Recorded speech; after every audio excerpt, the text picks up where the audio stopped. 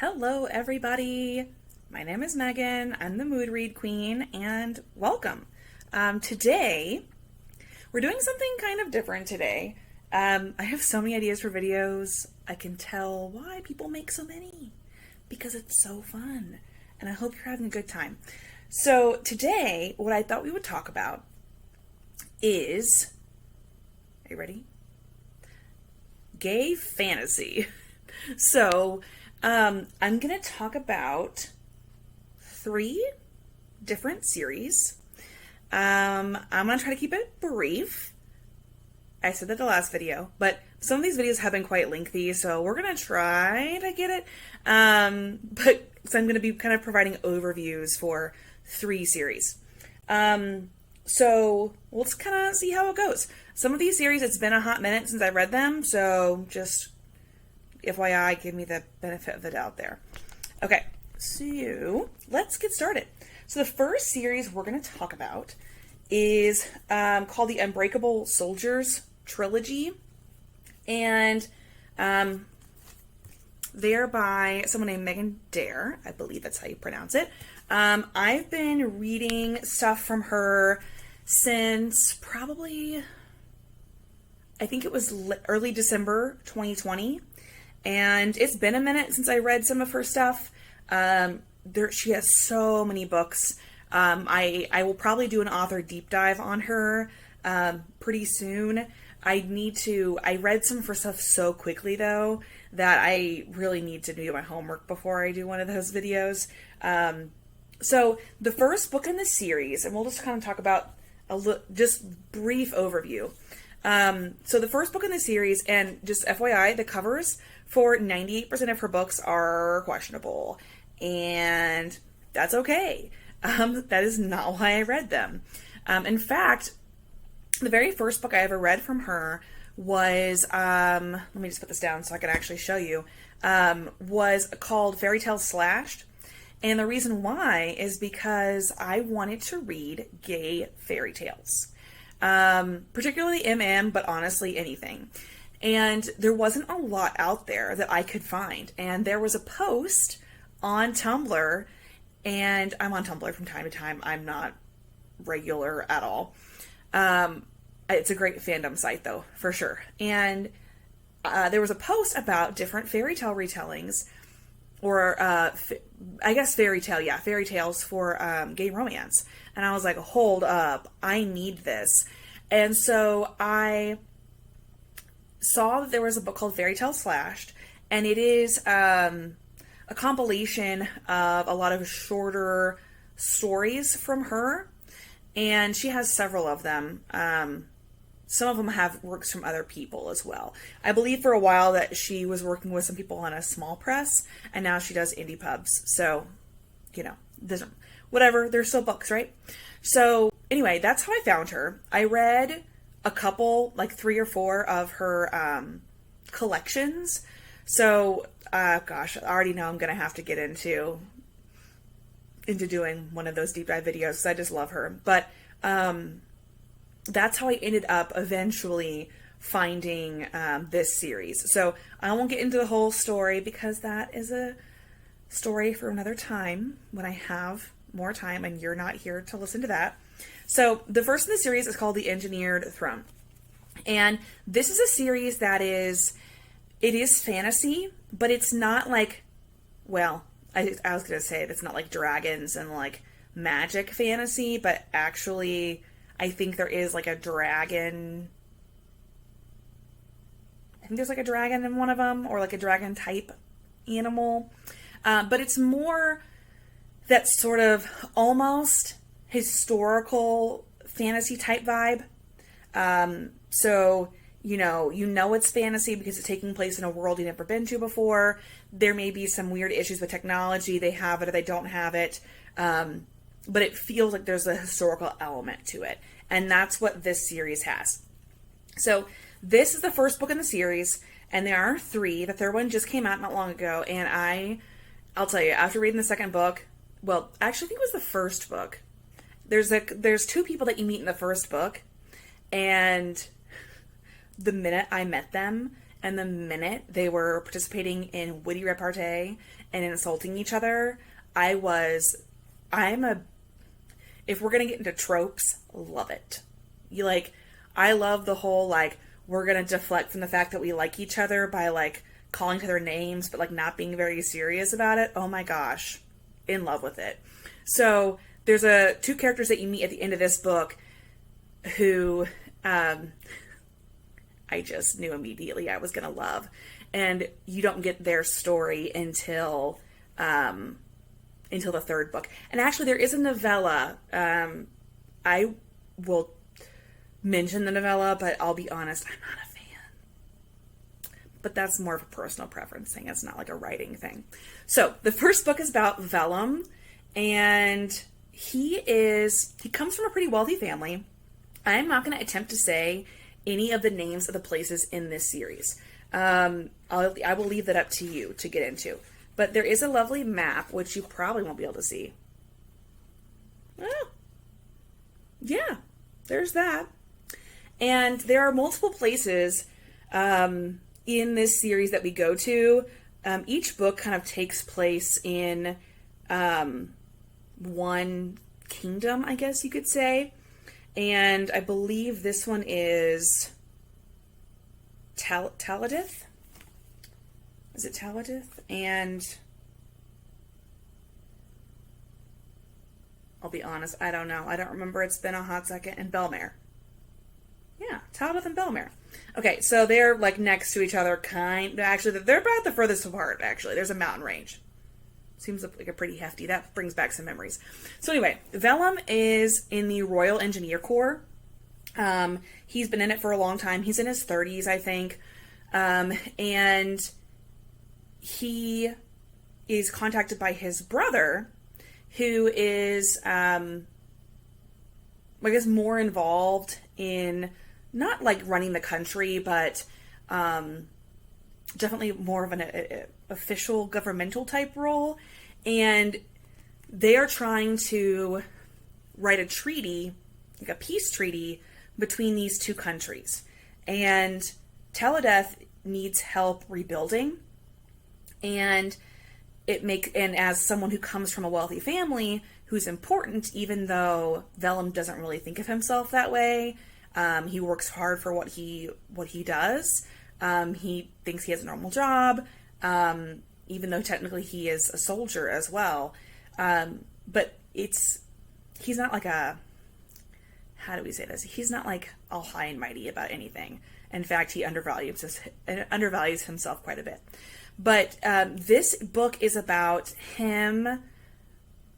He has kind of an arranged marriage situation with one of the princes from Taladith, and his name is Perdith. And these names are like, just go with me, okay?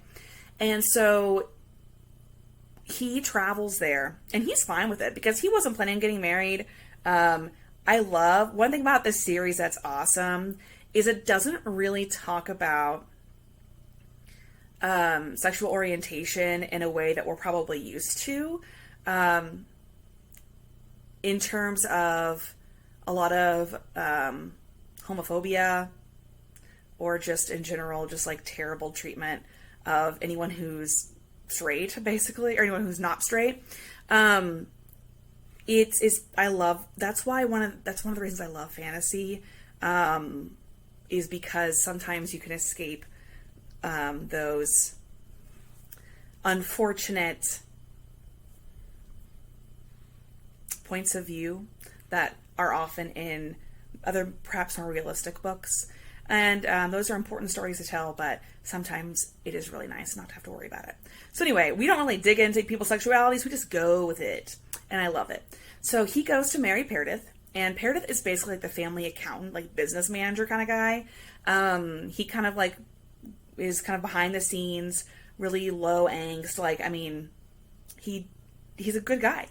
And so they get married, and Vellum's like, cool, this is going to be great. I will help build up the Royal Corps of Engineers here. He can, rebuild bridges, and he like loves the architectural style of Taladith. He's like super pumped about it, honestly. He's a nerd, and we love him about it. We love that about him. And so they get married, and then, like, that happens pretty quickly. Then what happens is there is a horrible tragedy, and briefly, Vellum is the regent of Taladeth.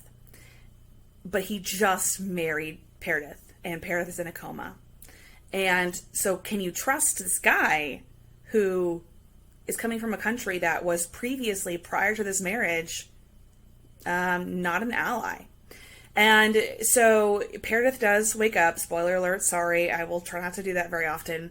And then they start an investigation to figure out what happened, because everyone is dead. Everyone is dead, and Peridith is going to be king, and this isn't anything either of them signed up for. And on top of all this stress, trying to figure out what happened and who planned this, and like who is to blame and how do they get retribution. They're also trying to rebuild, and they're also trying to figure out who they are to each other. And they obviously are attracted to each other. So are they going to get together? I mean, they're already together, right? But, you know, what does that look like? And they do find out what happened, and they do get the bad guy, and it's like very satisfying. I did read these on Kindle, and I would recommend you do that. I bought the physical copies, even if the covers like drive me absolutely bonkers, because I loved this series so much that I just wanted to be able to like highlight until Kingdom Come on this. So that's the first one. I'll try to move more quickly throughout the next ones. So the second one I adored. I loved the first one, but the second one just, oh my God. This is called The Painted Crown, and it is about Prince Ishtari. We're going to call him Ishtari, even though there's no H, okay? There's a kid in the book, multiple children, and I'm pretty sure that they put an H in there when they're pronouncing it, and it could be them mispronouncing, but it sounds cool, so I'm going to do it.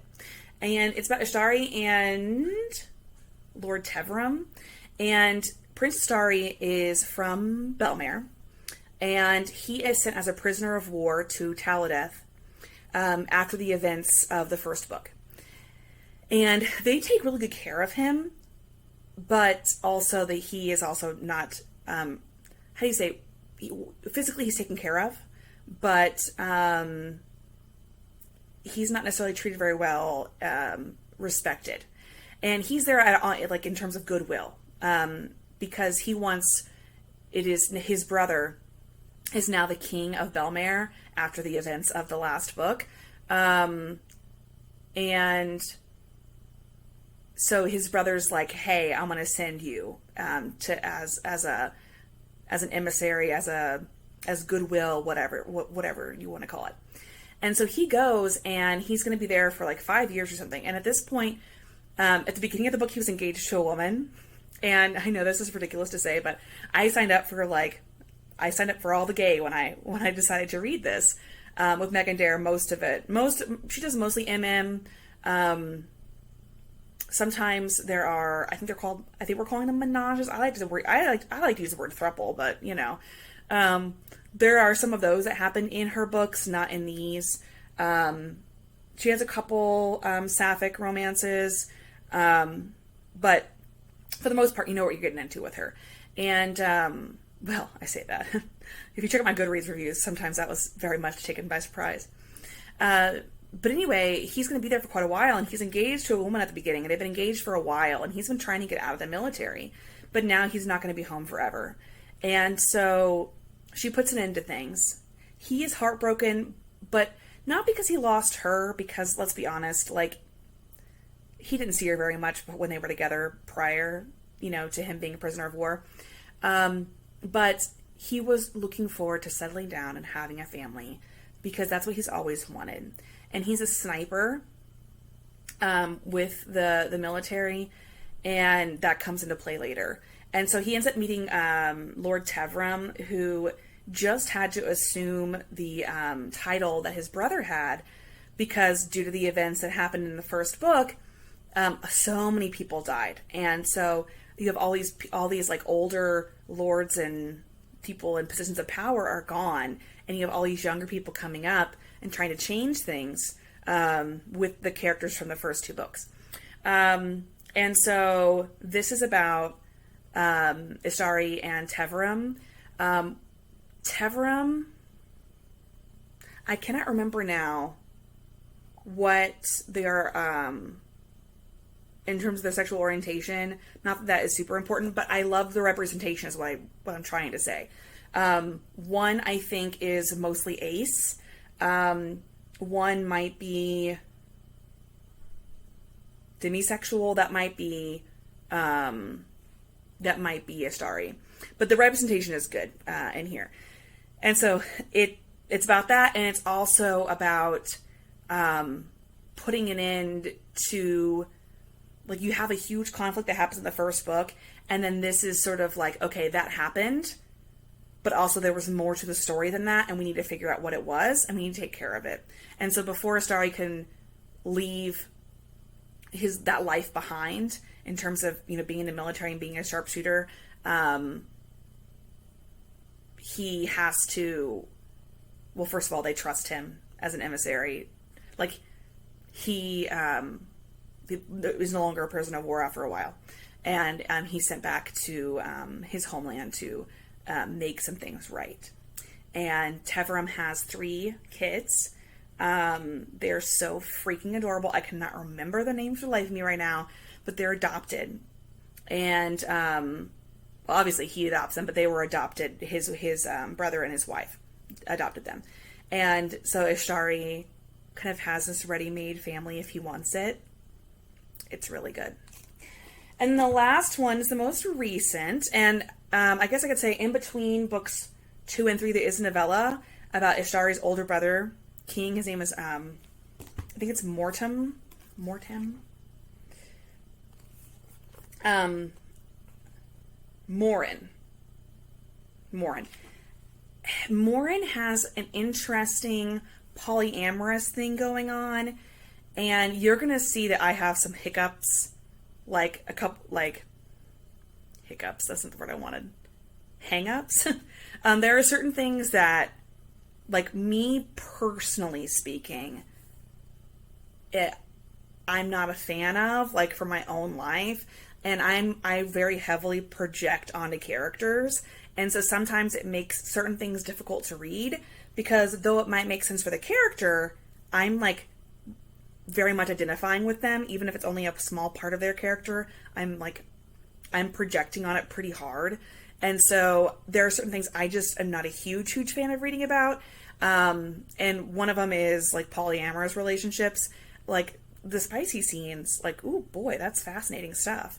But, like, me personally, I'm like, ooh, boy, no, I like monogamy, thank you very much. But anyway, if you do like polyamory stuff, menages, that happens in Morin's book, and it is a nice story. It's just not my favorite. But you do get to know Morin a little bit. But when I read it, also, Morin was not the person I wanted to know about. I wanted to know about the characters from this book. So, yeah. So I was like, Morin, I don't want to know about you right now. I want to know about these guys. So we have Burton and Sesta. So Burton is the right-hand man of Vellum from the first book. And at the end of that first book, basically, there's a king and his son who are killed because they were behind the horrible event that happened in the first book where a lot of people died. And that country gets a chance to start over because the prince had, what are we going to call him? The prince had basically a stand-in who had lived most of his life as the prince. And most people knew him as the prince because they were worried that, of course, the prince was going to be killed. So it's very like what Queen Amidala, Princess Amidala kind of thing from Star Wars, okay? And so I can't remember his actual name because he's called Sesta for quite a bit of it, but that's not his actual Kestel. So Kestel is actually his real name, but he goes by King Sesta. And so he's basically placed on the throne by Vellum, and he's like, do a good job. We're going to keep an eye out on you. Burton, my right-hand man, is going to go watch you. And Burton and Kestel, we're going to call him Kestel, even though his name is King Sesta, because Kestel is his real name, are like low-key besties. So cute. And Kestel was basically like a sex slave before he was chosen as the person who would pretend to be the prince. And no one knows that he's not the prince, and now he's the king. They're keeping that a secret. But Burton knows. And he and Burton had this great kind of witty repartee friendship. But Burton also has secrets. And he relates very heavily to what Kestel is going through, because when he was a kid, he helped save a man. And the man sort of informally adopted him because, he was trying to be nice. And this man had a son that had some disabilities. And he basically gave Burton his son's name and said, hey, I'm going to give you my son's name. I'm going to keep taking care of my son. Obviously, I love him. There are older siblings as well. But I'm going to give you a chance for better life. So Burton has this sort of hidden past, and he relates to this idea of trying to be someone else, and, not being quite sure who he really is. And so he and Kestel connect on that front. And this is about, they go to, there's a bridge, I believe, not a bridge, maybe it's a dam that is in need of repair, because the king before Kestel was doing a really crap job keeping up with the country. The aristocracy was sort of ruling everything. Taxes were super high, and he's trying to fix all that stuff. And he's mostly getting support, but it's still difficult. So, anyway, this follows them as Burton goes with him to check out this dam. There is an assassination attempt made on Kestel's life. He is kidnapped. Burton is also taken, and then Burton has to try to find him. You do get to see some characters from the previous books as well, and I loved this book. I waited for it. I was so excited when it finally came out, because all these characters have really great traits. They're the Unbreakable Soldiers, right? They're these men who put other people before themselves, who don't think about what they really need. Sometimes they might have some emotional hang-ups, things that they haven't really had a chance to examine about themselves because they've been fighting for their countries, fighting for their loved ones. And I loved this series so much. Burton he's like gay panic.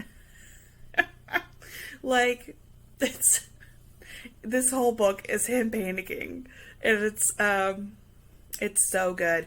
And there are, depending on the book, there are some spicy scenes. This one definitely is the spiciest. The second one doesn't have as much, because Ishtari and Teveram, they're both, I think, like I said, I think Ishtari is like demisexual, and then I think Teveram might be ace. I cannot remember, but they're both slow to the intimacy, like physical intimacy aspect, whereas these guys are like raring to go. They're like, let's do it. Oh, you're horribly injured. Let's wait until you're healed, but then let's do it. Yeah, there is, I will say, there's a lot of death in these books. I love them so much, but there's a lot of fighting. So if you're like, you know what, I like fantasy, but I don't want people to be fighting, you probably shouldn't read these books. There is some death, there is some blood. The third book is probably the hardest to read in terms of that, because Burton is pretty horribly injured in the attempt on Kestel's life that happens towards the beginning of the book, and he has to, he has to go through several iterations of being stitched up because he just keeps re-injuring himself because he's also trying to save Kestel. And, but it's just such a great book. And now it's been 25 minutes. So I think what I'm going to do is not talk about the other series, because I don't want you to be here for an hour. And I will make videos about the other series that I was planning on talking about. And maybe we'll just do a gay fantasy series of videos. I don't know. But that's it. If you have never checked out Megan Derr, I would highly recommend. Like I said, the covers can sometimes be highly questionable, but I just love her books. Some of them aren't always my cup of tea, but I think she experiments with a lot of things, and I appreciate that she doesn't do the same thing over and over again. Sometimes her shorter works are a little bit more simplistic, a little more formulaic, but honestly, it's a good time. And these books, I love them so much. And these characters are just definitely worth reading about. So that's it. Have a wonderful rest of your day. And hopefully you can check out some more of my videos. I'm still pretty new to BookTube, but I'm enjoying my time, and I hope that you are as well. All right. Bye.